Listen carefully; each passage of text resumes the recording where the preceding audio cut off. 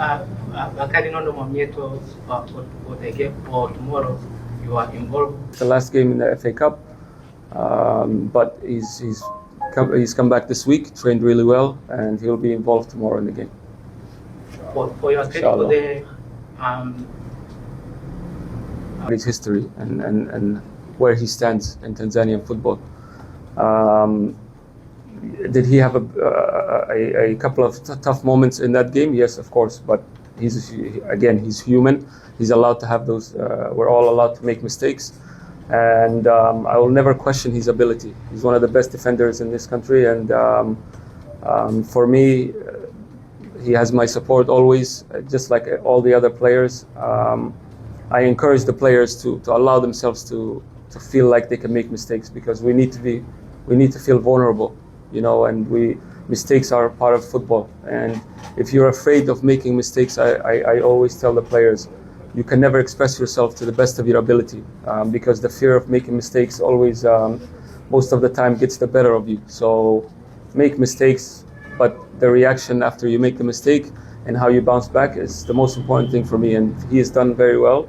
He's trained well, and he's still our leader, and we'll need him to finish this season as strong as possible, and no doubt about that in my mind. Last question. Kama ulivyosema, gap ilikuwa la pointi 5, sasa hivi baki la pointi 2. Nadhani kwa sisi kama wachezaji, hii ni alarm ambayo tulipatiwa. Kwa hiyo tunatambua ugumu wa mechi ya kesho. Kwa hiyo kikubwa sisi maandalizi yetu ndio ambayo yanaweza kutupa pointi 3. Kwa hiyo swala la kwamba gap limepungua ni kweli, na hiyo ni kwa sisi kama wachezaji itatupa nafasi ya kujitafakari na kuhakikisha kwamba sasa hivi kila game ambayo iko mbele yetu tunafanya vizuri na tunapata alama 3 na kuelekea katika mbio za ubingwa, na mwisho wa msimu tuweze kuwa mabingwa. Kama nilivyosema awali kwamba mchezo wa kesho ni muhimu kwetu, na ukizingatia kwamba tulikuwa mbele kwa alama 5 dhidi ya mpinzani ambaye tunakimbizana naye, lakini sasa gap limepungua. Kwa hiyo tunatambua umuhimu wa mchezo wa kesho, lakini sisi kama wachezaji, baada ya kupoteza ile game ya Dodoma, nafikiri nimesema hapa kwamba ilikuwa ni alarm kwetu. Kwa hiyo tunatambua kwamba sisi tunataka tukaze kuhakikisha kwamba kila mchezo ambao uko mbele yetu tunafanya vizuri. Lakini pili, mashabiki wetu nadhani pia ni watu ambao wanatusupport sana, na hata mwalimu wetu kasema kwamba wao ndo wachezaji wa 12. Kwa hiyo tunaamini kwamba wataendelea kutusupport mpaka mwisho wa msimu, na kuhakikisha kwamba wote kwa pamoja tunapigania alama 3 katika kila mchezo na tuweze kufikia malengo ya timu. Jukumu langu la kwanza ni kuhakikisha kwamba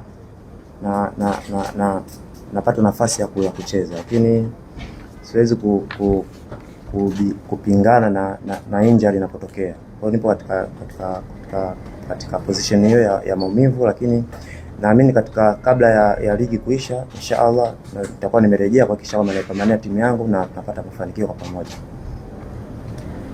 Shukrani sana zungumza sasa na mashabiki. Niko nafasi hii kwanza kuwashukuru sana mashabiki wa Yanga kuhakikisha kwamba kila sehemu ambayo tunaelekea katika mikoa wanatusupport, lakini wale ambao hawafiki viwanjani bado wanatusupport kwa dua na sala. Kwa hiyo naamini pia katika mchezo wa kesho pia watatusupport kwa dua na sala, na wale ambao wapo hapa wapo karibu watajitokeza kwa wingi katika uwanja wa KMC kuhakikisha kwamba tunakuja kuzipigania alama 3 kwa pamoja na tunaweza kufikia malengo ya klabu katika msimu huu. Shukrani.